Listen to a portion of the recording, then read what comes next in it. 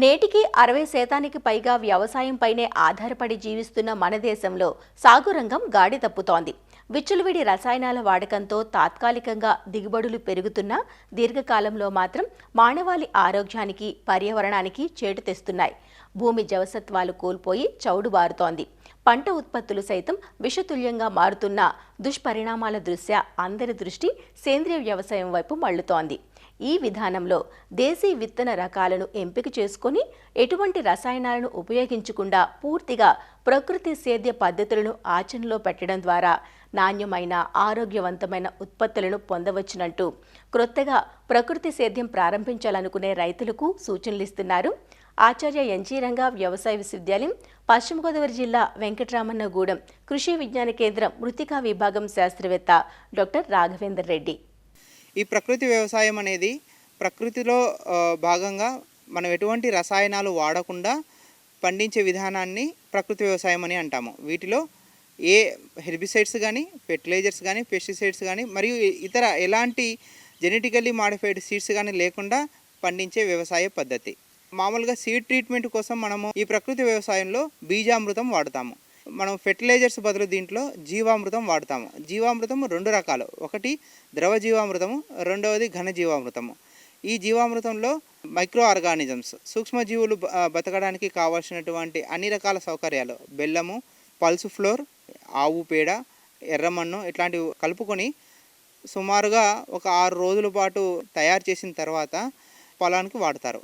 ఈ 200 లీటర్లు ఒక ఎకరానికి ఒకసారి చొప్పున వాడాల్సి ఉంటుంది. ఇంకొక ముఖ్య కారకం ఏంటంటే దీంట్లో మల్చింగ్. ఈ కలుపు అనేది సుమారుగా 30-40% దిగుబడిని తగ్గించే అవకాశం ఉంటుంది. ప్రకృతి వ్యవసాయంలో ఎలాంటి కలుపు మందు వాడకుండా ఉండడం అతిపెద్ద సమస్య.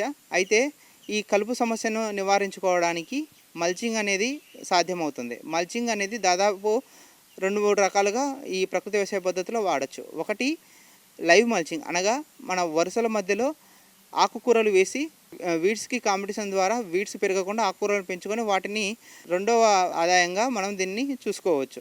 రెండవది, మన దగ్గర ఎండాకులు కానీ లేకుంటే కొబ్బరి ఆకులు ఇట్లాంటివి ఏమన్నా ఉన్నా వాటిని సన్నగా చాప్ చేసుకొని వరుసల మధ్య వేసుకున్నట్లయితే వరుసల మధ్యలో ఉండేటువంటి కలుపు రాకుండా చేసుకోవచ్చు. దీని ద్వారా ఇంకొక ప్రయోజనం ఏంటంటే నీరు ఆవిరి కాకుండా నీటిని సమగ్రంగా వినియోగించుకొని మరియు మొక్క వేర్లకు గాలి కూడా సరిగ్గా సోకే విధంగా ఇది పనిచేస్తుంది.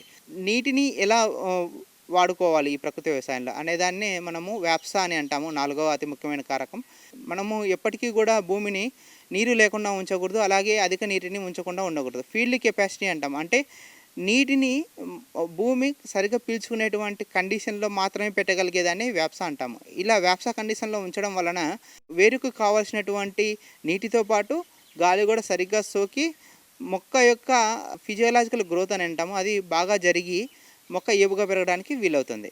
ఇవి 4టిని బాగా మెయింటైన్ చేసుకోగలిగితే ప్రకృతి వ్యవసాయంలో ఎలాంటి కెమికల్స్ లేకుండా కూడా మనము పంట పండించుకోగలము. ఇవే కాకుండా కొన్ని జాగ్రత్తలు తీసుకోవాల్సి ఉంటుంది. ఆ జాగ్రత్తలు ఏంటి? ఒకటోది, ఎండాకాలంలో ఎటువంటి సూర్యరశ్మి డైరెక్ట్గా భూమికి తగలకుండా PMDS అంటే ప్రీ మాన్సూన్ డ్రై సోయింగ్, అంటే ఎండాకాలంలోనే వర్షం వచ్చే ముందరే ఈ రకరకాలైనటువంటి సీరియల్స్, పల్సెస్, ఆయిల్ సీడ్స్ను అన్నీ మిక్స్ చేసుకొని ప్రధాన పంట వేసుకుని ఒక 30-40 రోజుల ముందరే వాటిని చల్లుకొని 50% ఫ్లవరింగ్ స్టేజ్, అంటే సగం మొక్కలకు ఫ్లవరింగ్ వచ్చిన టైంలో వాటిని కలేదునగలిగితే నెక్స్ట్ వేసే ప్రధాన పంటకు అది అన్ని పోషకాలను సరైన సమయంలో ఇవ్వడానికి అవకాశం ఉంటుంది. రెండవది, ఎండాకాలంలో సేంద్రియ కర్బనము ఆవిరి కాకుండా మరియు ఇతర పోషకాలు భూమిలో అలాగే ఉండడానికి ఉపయోగపడుతుంది. మూడవది, వర్షం వచ్చిన టైంలో అధిక పోషకాలు కలిగినటువంటి పైపొర కొట్టుకుపోకుండా అలాగే భూమిలో ఉంచడానికి కూడా ఈ PMDS ఉపయోగపడుతుంది. ఇప్పుడు మనం ప్రకృతి వ్యవసాయం కొత్తగా చేపట్టినట్లయితే చుట్టూ మనకు రసాయన ఎరువులు వాడే పొలం ఉన్నట్లయితే కొద్దిగా బఫరింగ్ జోన్ ఏర్పాటు చేసుకోవాల్సి ఉంటుంది. బఫరింగ్ జోన్ అంటే కెమికల్స్ వేసే పొలాల్లోంచి మన పొలాల్లోకి నీరు కానీ లేకపోతే ఇతరత్ర ఏమైనా మన పొలాల్లో సోకే అవకాశం ఉంటుంది. కొద్దిగా బఫరింగ్ జోన్ ఏర్పాటు చేసుకోగలిగితే ప్రకృతి వ్యవసాయంలో చేసేటువంటి పంటకు ఎటువంటి అడ్డంకి లేకుండా కూడా ఉంటుంది. సాధారణంగా ఒకే పంటకు పోకుండా ఎత్తుకు తగినట్లు పంట యొక్క ప్రణాళికను సిద్ధం చేసుకోవాలి. ఎగ్జాంపుల్గా కింద ఆకుకూరలు, దానిపైన ఇంకొద్దిగా ఎత్తుగా ఉండేటువంటి కూరగాయలు, దానిపైన ఏమన్నా జొన్న, మొక్కజొన్న లాంటివి, దానిపైన కొబ్బరి, కోకో లాంటి పంటను ఇలా ఏదైనా 3-4 పంటలను ఒకే సమయంలో ఒక భూమిలో వాడుకున్నట్లయితే అధిక లాభాలు సాధించవచ్చు. వీటితో పాటు 1 లేదా 2 ఆవులు లేకుంటే ఏదైనా పాడి ఖచ్చితంగా మనకు మన పొలంలో ఉండాలి. ఇలా 1 లేదా 2 ఆవులు ఉండడం వల్ల మినిమం ఒక 10-15 ఎకరాలకు కావాల్సినటువంటి జీవామృతంతో పాటు ఇతరత్ర ఏవైనా కూడా మనము వీటి నుంచి సాధించుకోవచ్చు. సాధారణంగా రైతులు ఇబ్బంది పడేది రోగాలు మరియు పురుగుల గురించి. ముఖ్యంగా నీమాస్త్రం, అగ్నాస్త్రం, బ్రహ్మాస్త్రం మరియు వావిలా కషాయం లాంటివి ఉపయోగించుకొని పురుగులను కంట్రోల్ చేసుకోవచ్చు. పుల్లటి మజ్జిగ కానీ లేకుంటే ఆవు మూత్రం కానీ ఇలాంటివి వాడి ఏదైనా రోగం వస్తే వాటిని కూడా తగ్గించుకోవచ్చు. ఇలాగా ప్రకృతి వ్యవసాయం చేస్తూ మన నేలల్లో తగ్గినటువంటి పోషకాలను మరియు నేలల్లో తగ్గినటువంటి సేంద్రియ కర్బనంను పునరుద్ధరించుకొని అధిక లాభాలు సాధించుకోవచ్చు.